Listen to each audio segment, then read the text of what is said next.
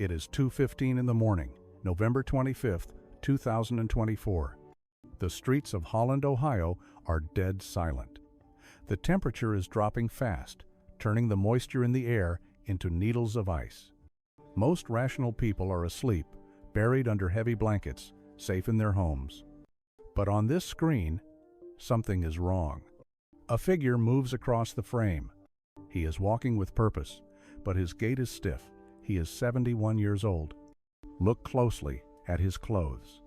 He is wearing a white dress shirt over a blue one. No parka, no gloves, no hat. He is walking into the freezing Midwestern night as if it were a summer evening. This man is Dr. Cletus Iwuagwu, a brilliant geriatrician, a man who has spent decades saving the elderly from the confusion of age and the ravages of time. A man who, less than 12 hours ago, was discharged from a hospital, supposedly on the road to recovery. He walks out of the frame, and just like that, he is gone. His phone will ping a few towers, ghostly signals bouncing off the frozen landscape, leading police to empty lots and dead ends. But Dr. Iwuagwu isn't the only one.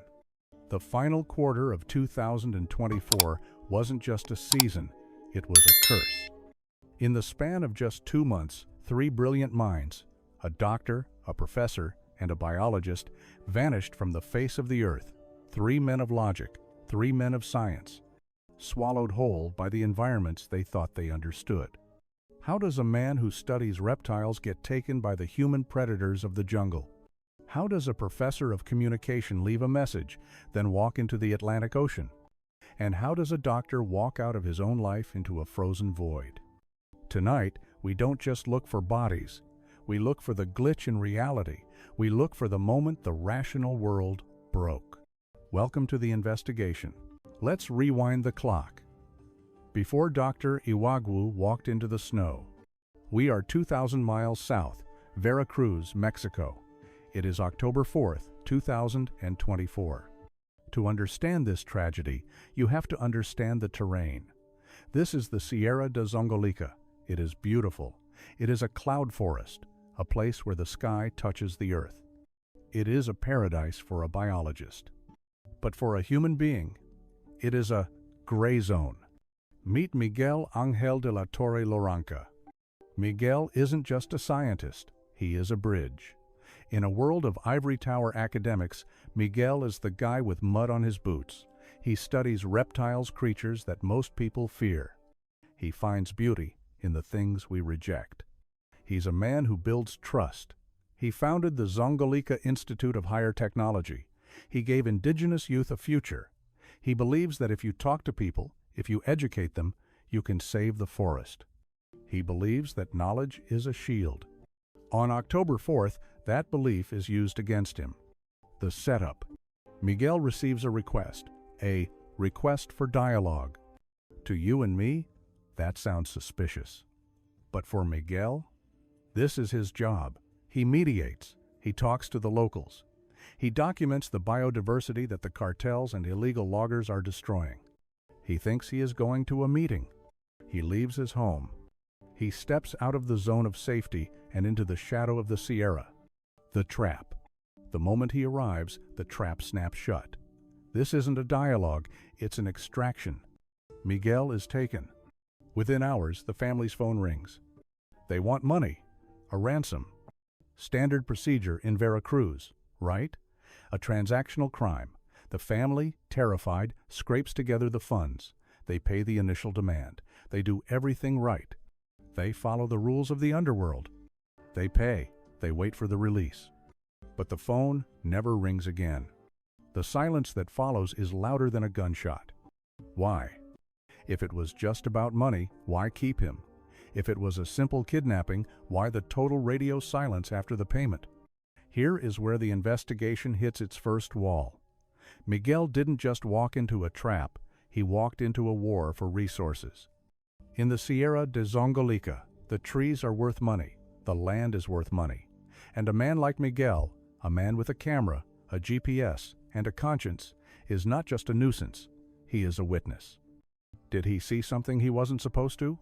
Or was his very existence a man bringing education and light to a place that thrives in darkness? The insult? Days pass. The authorities are slow, opaque, as the reports say. The jungle swallows the evidence. But while the jungle was taking Miguel in the south, the ice was preparing to take Cletus in the north. Let's go back to that frozen street in Ohio, because the clues there are even more terrifyingly domestic. We are back in Ohio, 2:15 a.m., November 25th. Dr. Cletus Iwuagwu walks out of the camera's view and into the blind spot of the night. Here is the first piece of the puzzle that doesn't fit. The clothes. The footage showed him wearing a white shirt and a blue shirt, not one over the other for style, but layered, confused. This is what doctors call dressing apraxia. It's a glitch in the brain. He has just been discharged from the hospital hours ago. He should be in bed. His body is recovering, but his mind is somewhere else. The medical term is delirium. It's a waking nightmare where the brain cannot anchor itself in time or space. But here is where the story turns into a thriller. He isn't just gone, he is moving. His daughter is watching her phone. She sees the signal. It pings. It shows him at a specific intersection. The police rush there, sirens cutting through the silence. They arrive at the coordinates. Empty. The phone pings again. A different location. The police race to the new spot. Empty again. It is a ghost chase. The technology that is supposed to connect us is now mocking them. Is he walking that fast? Is he in a car? Or is the device lying? For 30 days, this continues. A massive search operation mobilizes. We are talking about drones with thermal imaging. We are talking about K9 units sniffing the frozen ground. They even bring in sonar to scan the ponds. The neighborhood of Stone Oak is wealthy. It is manicured, it is safe. But in November, the geography changes. The ponds freeze over. The golf course becomes a white desert. The family is desperate. They consult psychics. They pray. They wait. How does a grown man hide from thermal drones in a suburban neighborhood? The answer is simple, and it is terrifying. He isn't hiding. He is right there. But the environment has camouflaged him perfectly. The water in the lake is near freezing. It preserves, it hides, and it waits for a specific date to give him back. December 25th, Christmas Day, 2024. While families are opening gifts, a walker near the Stone Oak Country Club sees something floating in Orchard Lake. The chase is over. The phantom signal has stopped.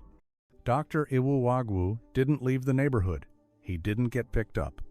He wandered, confused and cold, until the earth simply ran out of ground. But while the mystery in Ohio finds a tragic resolution, a different kind of silence is falling over the coast of Maine. November 15th, 2024. 10 days before Dr. Iwuagwu walks into the snow, we are on Peaks Island, Maine. If you have never been to a Maine island in November, you need to picture it. The summer tourists are gone. The cottages are shuttered. The wind coming off the Atlantic cuts like a knife. The community shrinks down to the diehards. Everyone knows everyone. Enter Professor Wiley Davi, 57 years old. A man of words, a professor of English and Media Studies, a specialist in diversity, equity, and inclusion. By all accounts, Wiley is the light of the room. He is described as beloved, joyful. He isn't a man you expect to vanish. He is the man you expect to see at the local market, laughing with neighbors. But on that Saturday night, something shifts. Wiley is seen for the last time. The next day, he is gone. The immediate reaction is panic. This is an island. You can't just accidentally leave. You need a ferry. You need a boat. The police check the ferry logs. Did Wiley Davi buy a ticket? No. Did anyone see him get on the boat? No. The search begins instantly. The Warden Service, the Marine Patrol. They scour the woods. They check the rocky cliffs where a slip could be fatal. They knock on doors, asking neighbors to check their sheds and garages. The assumption is standard: accident. Or maybe something worse. Did someone hurt him? A hate crime? A robbery gone wrong? The tension on the island is suffocating. But then, the police find the car. It's still there. And inside the house, they find something that stops the search dead in its tracks. This isn't a scene of a struggle. There is no blood. There is no forced entry. There is order. Wiley didn't just disappear. He prepared. He made arrangements for his dog. He left instructions. This changes everything. Miguel in Mexico was taken by force. Cletus in Ohio was taken by illness. But Wiley? The evidence suggests Wiley chose to leave. But the question isn't just why, it is where. The island is small. The search is massive. And for 12 agonizing days, the island holds its breath. Until the ocean decides to speak. On November 27th, the mystery ends not in the woods, but on the shore of Cape Elizabeth. The water gave him back. 3 men, 3 different fates. But there is a pattern here, a terrifying fragility to the human mind and body. In the next part, we need to dissect the why. Why did the cartel silence the biologist? Why did the medical system fail the doctor? And what was the final message of the professor? Stay with me. The investigation is about to go deeper. The most terrifying part of a disappearance isn't the silence. It's the noise before the silence, the false hope. In Miguel's case, the noise was the ransom. Kidnapping in Mexico often operates like a business. It has rules, a contract. Rule 1, you take the target. Rule 2, you ask for money. Rule 3, you get paid. Rule 4, you release the target. Miguel's family followed the rules. They paid. But the kidnappers broke the contract. Why? Criminal psychologists tell us that when a ransom is paid and the victim isn't released, usually one of 2 things has happened. 1, the victim died in custody, an accident, a health issue, the kidnappers panic and cut ties. 2, the money was never the point. Miguel wasn't a rich CEO. He was a scientist. He was a guardian of the land. If the kidnapping was a mask, then what was the face underneath? It suggests an execution, a message to other scientists: stay out of the woods. The dialogue he was invited to wasn't a negotiation, it was a sentencing hearing. Now, shift back to Ohio. The noise here was digital. The GPS signal. We trust our phones, we trust the blue dot. But in the case of Dr. Iwuagwu, the blue dot was a liar. The police were chasing ghost pings. When a phone battery is dying, or when it's submerged in cold water, the signal can bounce erratically off towers. It can look like the person is moving, walking, traveling. While the police were rushing to the next street, Dr. Iwuagwu was likely already in the water.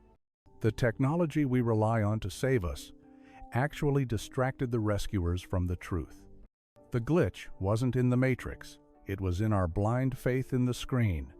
And finally, on Peaks Island, the noise was Wiley's life itself. The beloved professor, the joyful neighbor. We look for monsters in the shadows. We look for killers. But sometimes, the monster is inside the victim's head. The investigation shifted instantly from a rescue to a recovery the moment that letter was found. The red herring wasn't a suspect. The red herring was Wiley's smile. It's the classic paradox of the happy depressive. The mask was so perfect that even his closest friends didn't see the cracks until he decided to let them see. 3 cases, 3 broken contracts. The contract with criminals. The contract with technology. The contract with life itself. So, how do we categorize these tragedies? We have 3 dominant theories. The theory triangle. Theory 1, the human predator. This belongs to Miguel. This is the most brutal theory. It suggests that intelligence and kindness are no defense against brute force. In the Sierra de Zongolica, the law of the jungle isn't about animals, it's about power. The theory here is simple. Miguel was an obstacle. He saw too much. He taught too much. The ransom was just a bonus. The flaw in this theory? The body. Cartels usually leave bodies to send a message. In Miguel's case, the silence was the message. Theory 2. The biological betrayal. This belongs to Cletus. This is the most tragic theory because it could happen to anyone. You get sick. You go to the hospital. You get discharged. But your brain doesn't reset. The delirium theory implies that Cletus didn't know he was dying. He didn't feel the cold. He might have thought the lake was a road. He might have thought the ice was a warm bed. His own brilliant mind, the mind of a doctor, turned against him. Theory 3. The silent exit. This belongs to Wiley. This is the hardest to accept. Suicide is often impulsive, but Wiley's was architectural. He planned it. He secured his pets. He wrote the note. This wasn't a moment of panic. It was a decision. But here is the Conan element, the puzzle piece that haunts us. Visual. The vast, cold Atlantic Ocean. It is the method. To walk into the Atlantic in November requires a level of resolve that is chilling to comprehend. It wasn't just an exit. It was a return to nature. These theories are different. Murder, accident, suicide. But look at the result. The result is the same. A void where a person used to be. And in all three cases, the environment played the accomplice. The jungle hid the crime. The ice hid the accident. The ocean hid the choice. But we are missing one thing. The last lingering clue. The detail that keeps the families awake at night. Because even in the clearest cases, there is always a shadow. In the next part, I'm going to tell you about the items left behind, the physical objects that survived the owners. And trust me, they tell a story the police reports missed. People lie, witnesses forget, but objects never lie. In every case, there is a silent witness, an item left behind that tells the true story. In the mountains of Mexico, the witness is not a piece of technology. It is a creature. Before he vanished, Miguel Ángel de la Torre Loranca discovered a new species of snake.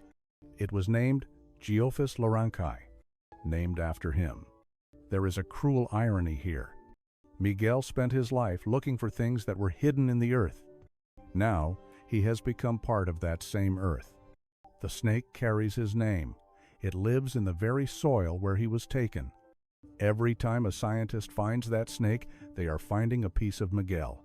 The cartel can take the man, but they cannot erase the legacy. In Ohio, the witness is the shirt. The police report notes he wore a white shirt over a blue shirt. To a detective, it's a description. To a doctor, it's a diagnosis. That misbuttoned shirt is the tragedy of Dr. Iwuagwu. He spent decades treating the elderly. He knew the signs of decline better than anyone. If he had seen a patient wearing their clothes like that, he would have known, this man needs help. But when it happened to him, alone, in the dark, there was no one to read the signs. The healer could not heal himself. And on Peaks Island, the witness is a dog bowl, full of food. Professor Wiley Davi didn't just walk out. He made sure his dog was safe. He arranged for a friend to take the animal. This detail breaks the heart. It shows that even in his final moment of absolute despair, even when he felt he couldn't stay in this world, he still had love. He still had responsibility. He saved the dog. He couldn't save himself. These objects, the snake, the shirt, the dog bowl, they are the anchors. They remind us that these weren't just cases. They were men. The aftermath of a disappearance is not a straight line. It is a ripple. For the family of Dr. Cletus Iwuagwu, the ripple hit on Christmas Day. Imagine the scene. December 25th, the world is celebrating. And then the phone rings. It's not a holiday greeting, it's the fire department. We found him. The closure came, but it came wrapped in the darkest possible package. Every Christmas from now on, the Iwuagwu family won't just remember the gifts, They will remember the lake. For the students at Bentley University, the ripple is a silence in the lecture hall. Professor Wiley is gone. The memorial service has been held, but the shock remains. How do you mourn someone whose final act was so calculated, yet so desperate? It is a grief mixed with confusion. And for the colleagues of Miguel, the ripple is fear. They are speaking out. Yes, they are brave. But every time they go into the forest now, they look over their shoulders. They wonder, am I next? Is my name on a list? The authorities in Mexico call it an ongoing investigation. The authorities in Maine call it a tragedy. The authorities in Ohio call it an accidental drowning. Case closed? Maybe for the police, but not for us. Because there are questions that don't fit in the police report. Why did the kidnappers cut contact so fast? How did Cletus evade thermal drones for a month? And what was the final thought of Wiley Davi as he looked at the water? In the final part, I want to turn the evidence over to you, and I want to leave you with one final thought about the darkness that took them. The conclusion is coming, and it's going to leave a mark. Now, I turn the case file over to you. We have looked at the evidence. We have walked the timelines. But in every investigation, there is a gap, a space where facts end and intuition begins. I need you to look at that gap. Case 1, Miguel. Do you believe this was a random cartel hit? Or was the request for dialogue something more specific? Remember, he was an obstacle to illegal logging. Was this a business transaction gone wrong? Or was it an assassination disguised as a kidnapping? If the money was paid, why was the silence so immediate? Case 2, Cletus. The police say accident. But ask yourself about the 30 days. How does a man in a white shirt, walking in the open, evade thermal drones, dogs, and sonar for an entire month? Did he go into the water immediately? Or is it possible he sought shelter somewhere else first and the search teams missed him? Is it a failure of technology or a failure of observation? Case 3, Wiley. The police say suicide. But look at the preparation, the dog, the note. Is it possible that the system failed him just as much as it failed Cletus? Did the world miss the signs of a man saying goodbye in plain sight? I read every comment. I want to know what you see that I missed. Who is the villain here? Is it the criminals, the illness, the depression? Or is it the indifference of the world? Write your verdict below. Let's finish this investigation together. The year 2024 taught us a brutal lesson. We like to think that we are safe. We build cities. We earn degrees. We study the world. Miguel studied the jungle. Cletus studied the body. Wiley studied the mind. They were experts. They were the masters of their domains. But in the end, the domain won. It reminds us that civilization is just a thin layer of ice over a very deep, very cold ocean. It doesn't matter how smart you are. It doesn't matter how kind you are. If you step off the path, if you walk into the wrong woods, if you slip into the wrong water, the darkness does not check your credentials. Miguel, Cletus, Wiley. 3 brilliant lights extinguished in the final months of 2024. The world is a little darker without them, and the silence they left behind is deafening. Don't wander too far, and watch where you step.